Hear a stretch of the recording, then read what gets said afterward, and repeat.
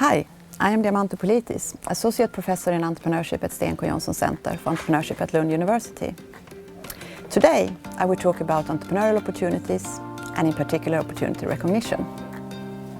For this module, we are located here at Lund University's own student incubator Venture Lab. Venture Lab offers all students at Lund University a supportive and creative office space, together with idea and business development to help nurture their recently recognized entrepreneurial opportunities. The recognition and development of entrepreneurial opportunities are at the very heart of entrepreneurship. An intriguing question that has considerable practical value is why some individuals are better in recognizing entrepreneurial opportunities compared to others. This question refers to a very simple but puzzling observation. Hundreds, thousands or even millions of individuals can be exposed to the same events, but only a few of them are able to recognize links or connection between these events. So why are so many individuals unable to recognize entrepreneurial opportunities? And what characterizes those who do recognize them? A related question that is equally interesting is if individuals can be trained to be more proficient at performing this task. Is it possible to become better in recognizing entrepreneurial opportunities? And if so, what enhances this ability? These questions have attracted attention from entrepreneurship scholars for a long time. In this lecture on opportunity recognition, I will summarize some key points derived from this research. Before I dig into this issue, we first need to explain some basic concepts related to entrepreneurship and opportunities. Entrepreneurship can be understood in many ways, but one of the most dominant conceptions is that it centers on entrepreneurial opportunities. A well-known Harvard Business School professor, Howard Stevenson, defined entrepreneurship as a pursuit of opportunity beyond resource controlled. With his definition, Stevenson emphasized that engaging in entrepreneurship implies following an opportunity, while at the same time facing resource constraints. This means that entrepreneurs need a sense of urgency as well as to show tangible progress in the process to attract needed resources. Other scholars that have contributed greatly to the opportunity center conception of entrepreneurship are Shane and Venkat, who in the classic article The Promise of Entrepreneurship as a Field of Research define entrepreneurship as an activity that involves the discovery, evaluation and exploitation of opportunities. Scholars who are following this tradition seek explanation for why, when and how entrepreneurial opportunities exist, the sources of those opportunities and the forms that they take. In addition, these scholars are interested in the act of opportunity exploitation, focusing on why, when and how some individuals discover, evaluate and gather resources for and exploit opportunities. These also include the strategies used to pursue opportunities and the organizing efforts to exploit them. So what unifies these questions is the interest in the concept of entrepreneurial opportunity. But what exactly are entrepreneurial opportunities and how are they best characterized?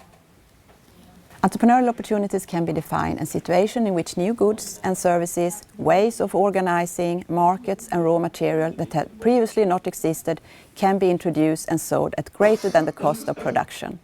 The sources of entrepreneurial opportunities may come from macroeconomic disruptive changes, for example, demographics and societal values, politics and regulations, or technological advances.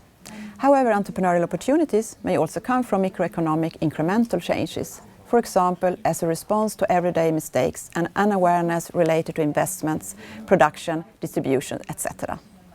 Regardless of its source, these situations open up for developing business ideas in response to opportunities through organizing efforts that previously had not existed.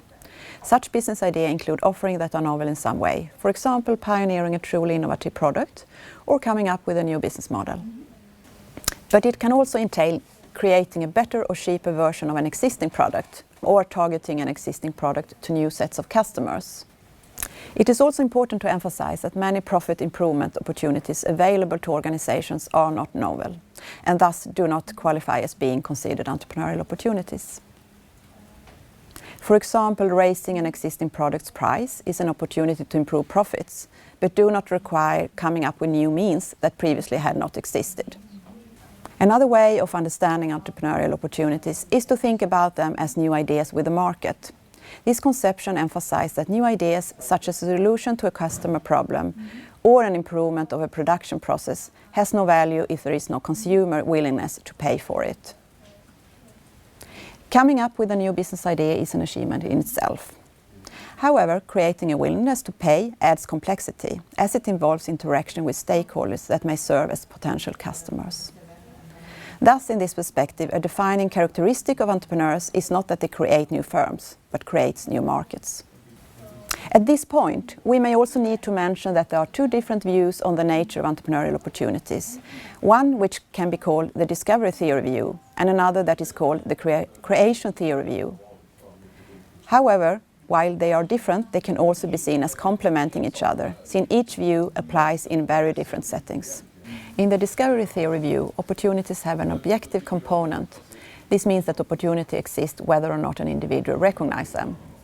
Opportunities are largely derived from the attributes of the industries or markets within which the entrepreneur operates. As an example, fragmented industries open up opportunities to exploit economies of scale in order to consolidate these industries. Mature industries, on the other hand, open up opportunities to refine products and engage in process innovation to improve quality and lower cost. Hence, if an entrepreneur understands the attributes and structure of an industry, he or she will also be able to spot and size the kind of opportunities that exist in that particular industry. In the creation theory view, opportunities are created through a series of decisions to exploit the potential opportunities. Whatever the source, opportunities in this view do not exist independent of individual actors. Rather, individuals create them. Under conditions of uncertainty, the attributes of an industry are either not knowable or changing in a way that are difficult to predict, and knowledge about industry structure cannot be used to anticipate opportunities. The actions that need to be taken to exploit opportunities are not known before acting on them and must be discovered over time via processes of trial and error. In such settings, opportunities must be created. At first glance, it may seem that the discovery and creation theory views are contradictory. But another way of looking at this is to acknowledge the conditions under which each view can be applied. One such condition is the degree of novelty associated with entrepreneurial opportunity. An entrepreneurial opportunity implies an offering that is novel in some way. However, entrepreneurs differ in the degree and type of novelty that they introduce to the economy in the pursuit of opportunities. Some engage in more imitative forms of entrepreneurship, associated with lower levels of uncertainty, as they are acting within previously established frameworks. This fit well with the discovery theory view, where future performance outcome associated with an exchange is more or less known. In such settings, entrepreneurs can calculate the risk associated with the opportunity and put together plans that guide the business decisions. The creation theory view, on the other hand, emphasizes more novel opportunities with higher level of uncertainty, as the challenge already exists in frameworks. High levels of uncertainty imply that future performance outcomes are unpredictable. In such settings, entrepreneurs would constantly be adjusting the fundamental assumptions of the plans. Entrepreneurs may in this respect begin their activities in conditions consistent with the creation theory view, where they are learning from the pursuit of an opportunity. And as more information is collected about possible opportunities, these conditions may evolve to be more consistent with the discovery theory view. In other words, when uncertainty evolves into risk, the opportunity becomes more objective. Regardless of whether opportunities are discovered or created, individuals differ in their ability to spot and size entrepreneurial opportunities. Theory and research identify 4 distinctive factors that explain this difference, namely active search, alertness, prior knowledge, and social networks. Active search means that individuals are actively involved in searching for various links or connection between seemingly unrelated events and trends. A wealth of evidence indicates that access to appropriate information plays a key role in opportunity recognition. This kind of appropriate information is often coming from more unique sources, such as personal contacts and specialized publications, rather than information that are publicly available in magazines and newspapers. The findings suggest that actively searching for information is an important factor that drive the opportunity recognition process.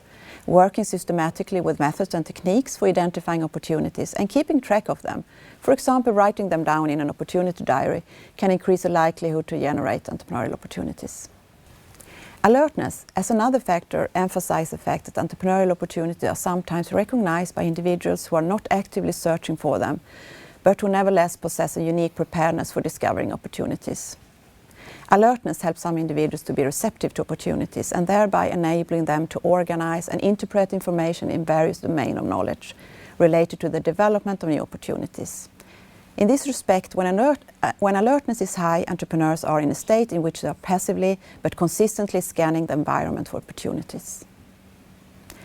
Prior knowledge, a third factor, is of great value for the cognitive capacity to recognize entrepreneurial opportunities. Many studies suggest that information gathered through rich and varied life experience, in particular knowledge concerning specific markets and industries, enable entrepreneurs to develop more advanced cognitive frameworks that helps them to identify new potentially valuable opportunities.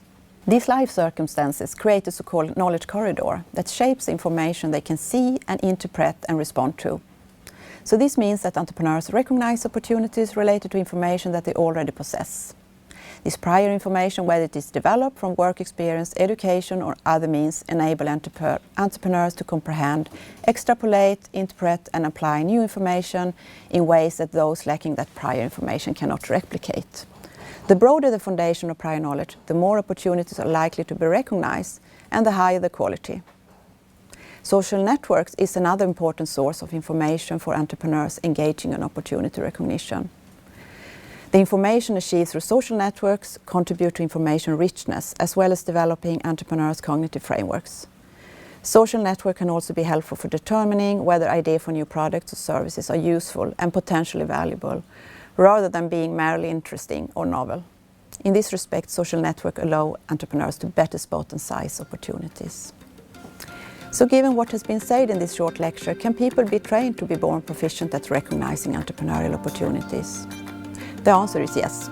Individuals can be trained to be more proficient at recognizing opportunities by searching actively for them and using tools and techniques assisting them in this process. In addition, individuals can also be trained to be more proficient at recognizing opportunities by being exposed to a broad range of experience. And the broader this experience, the richer the cognitive frameworks will become, and the more likely they are to perceive connection between seemingly unrelated trends or events that is not immediately apparent to any casual observer. Overall, entrepreneurs with greater experience show greater effectiveness at recognizing entrepreneurial opportunities than those with less experience and knowledge. To conclude, theory and research suggest that entrepreneurs can learn to be more adept to recognizing entrepreneurial opportunities. And this is an important lesson, as becoming more proficient at this task may have important beneficial effects for both aspiring and practicing entrepreneurs.